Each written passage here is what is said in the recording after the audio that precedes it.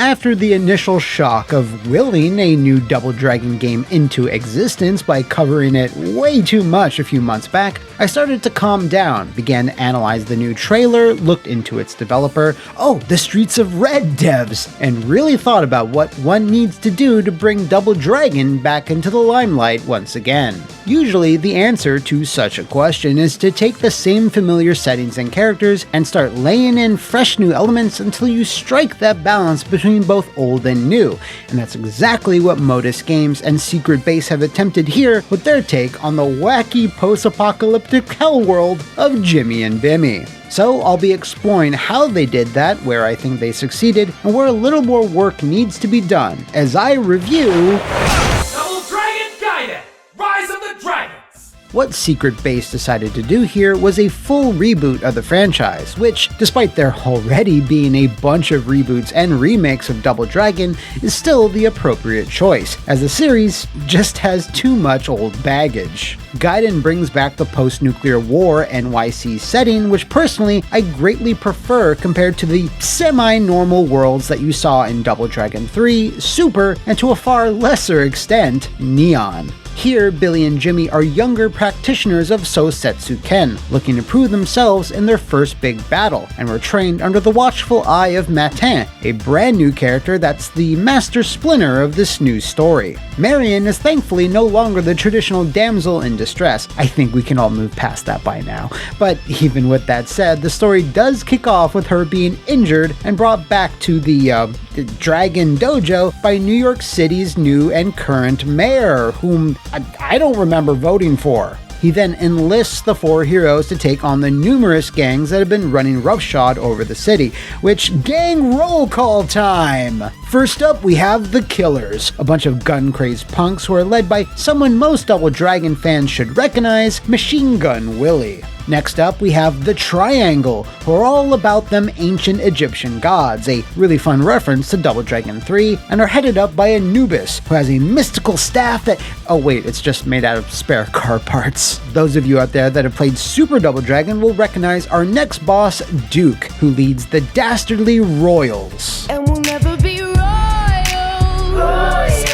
And finally, we have Lady Okada, who's the boss of the Okada clan after the death of its previous Oyabun. The game starts once you pick your team of two characters and which gang you'll start beat-em-upping first. But this choice is far more intriguing than you might initially think. How Double Dragon Gaiden's progression works is the order in which you take on each gang, with the first one always being the easiest and shortest of the bunch. So let's say you decide to take on the Killers first, right? Well, you'll punch and kick your way through one section of the map and immediately square off with Mr. Machine Gun. Beating him will put the other gangs on blast, who will respond by upping their numbers and gaining bigger territories to fight through, and it gets harder and harder each time you bring another one down. However, if you just decide to take on the Killers last, you'll experience 3 big sections of their hideout, which will culminate in a way more epic boss fight on top of a skyscraper with totally new mechanics and set pieces. What this means is that every level has 3 different variants to experience, which you'll do every time you game over and start a new run, letting you pick a different path. Once all the gangs have been KTFO'd, the last level and mysterious final boss get unlocked, and damn, it's one hell of a challenge. Of course, to do all of this, you'll need to use all your special moves, tag your secondary character in at the right moments, and pray for a little luck to get the best buffs. And if you're wondering, yes, you can do all of this with a friend by your side, as it isn't called Double Dragon for nothing. Wait, screw that, since you both have to choose a team each, it's more like Quadruple Dragon, No, that's not a good name.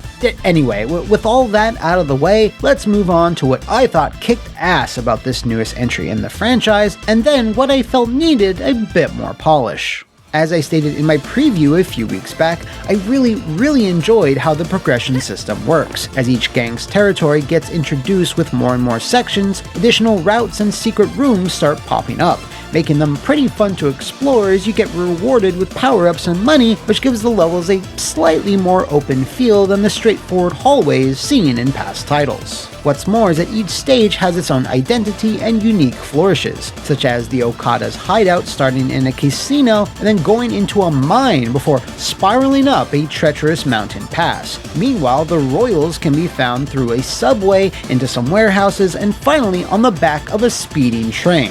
All really cool stuff. Now, great levels are great, but they don't mean much if the moment-to-moment fighting isn't on point. But Gaiden excels here with really satisfying and punchy combat. Nailing an enemy with a special move like Matin's Power Bomb or Jimmy's Dragon Rage, and then tagging in your partner for a well-timed juggle feels amazing. Even after multiple hours, I never got tired of the way the combat feels and the options it gives you. This is now a good a time as any to discuss the movesets themselves and the additional unlockable characters. While Billy and Jimmy are obviously very similar, their special moves set them apart, Billy mostly specializing in kicks, with Jimmy being all about throwing them hands. It's with Matin and Marion, however, where things start to get a little interesting, as they both feel incredibly different from the Lee brothers. Matin is able to steamroll through waves of enemies and then chuck them around without breaking a sweat, but man is he slow, but in the good grappler way.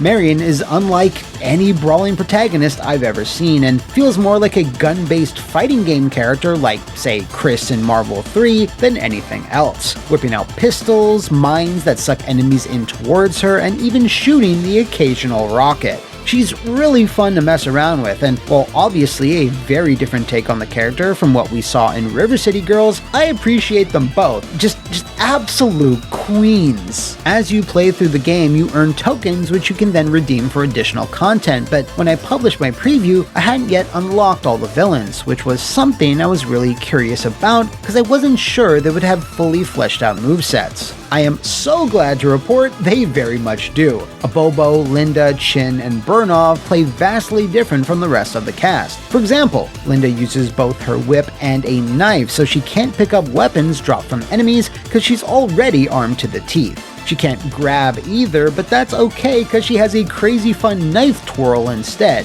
She can also reel enemies in like Scorpion, has an insane dive kick, and can dish out a multi-hitting lash attack that makes short work of most enemies. Abobo can do a 2-hit ground pound with a wide AoE, can grind enemies into the dirt with a jumping pile driver, and of course will regale you with a number of great Abobo-isms whenever you select him.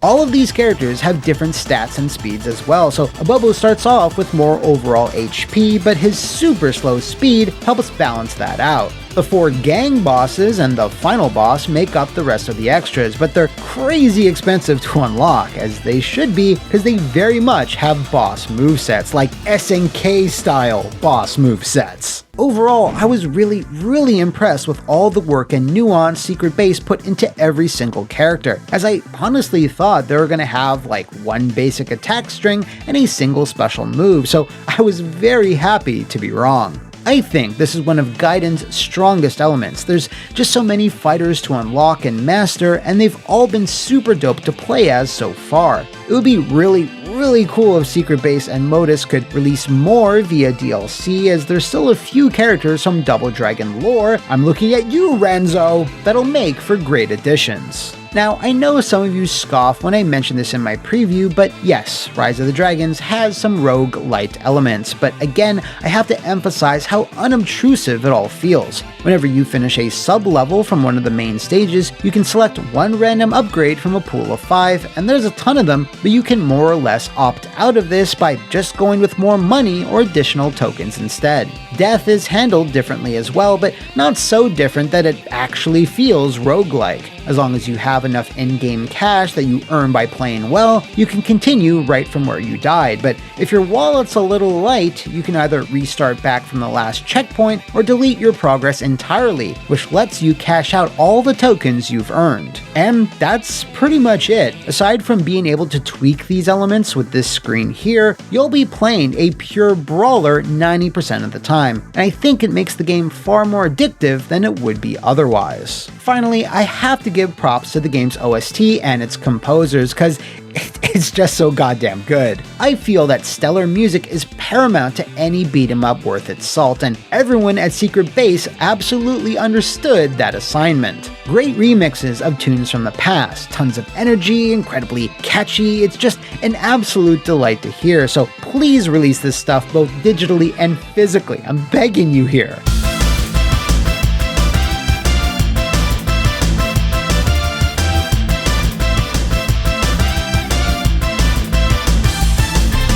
Even if you're a person who doesn't vibe with the gameplay or the aesthetic, you owe it to yourself to give your ears the audio-based fellatio that is this game's soundtrack.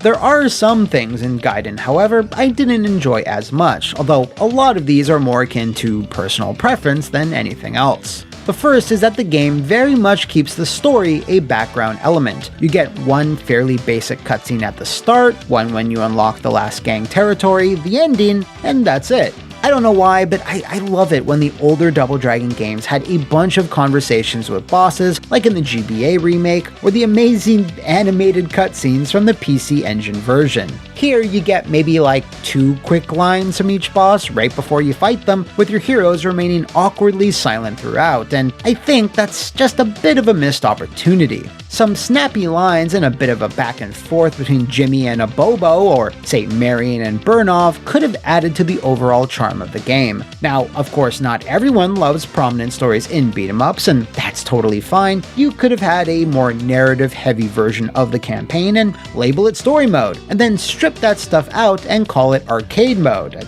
I'm just spitballing here. As it is, Gaiden's story being this light did disappoint me a little bit. I mentioned the following in my preview, but I still feel the lack of an evasive roll or quick step on the Y-axis is sorely needed. There's lots of situations when you can see a projectile or charging attack coming, but you can't do much about it because most characters' jumps are so slow, so I found myself taking a hit pretty often. It's the one thing in the combat that I found a bit frustrating, and while I'm aware no other Double Dragons have had a defensive move like I'm suggesting, Gaiden has more enemies on screen than all of them combined, and aside from Double Dragon 3 NES, is the most challenging one released so far. The on-screen notification that rewards you with food is still a bit of a distraction. Personally, I'm not complaining about it per se, as it didn't negatively affect my time with the game, but I still feel making this a toggleable option would go a long way into letting more people enjoy the feel of the combat without it pausing for 1.5 seconds every time they knock out 3 enemies at once. While I get how its function is to alert players that important life-saving food has appeared on the cluttered, weapon and body-strewn floor, if they choose to disable that pop-up via an option from a, let's say, theoretical quality of life patch, and then miss that delicious burger or hot dog they needed, well, that's on them. He dies. Lastly, I have to mention the curious lack of online play. Now, Modus has confirmed online will be coming in the future, but there's no set date on that, and adding such an intrinsic feature in a patch seems a bit odd from a technical sense. I really hope it's on its way sooner rather than later, because releasing a game built for co-op with only local play in 2023 is, yeah, that's a choice. And before anyone mentions it, I'm aware the Takeover doesn't have dedicated online either, but that was primarily made by one single guy and me producing stuff in the background, and we had like, zero budget. But those were really the only things I had an issue with, and it's fair to say that most of them fall on the more subjective side of the spectrum. Having recently engrossed myself in the Double Dragon franchise more than I ever have before, it really made me aware of all the things that could go right and all the things that could go very, very wrong. And while I wasn't 100% on board when I saw Gaiden's first trailer,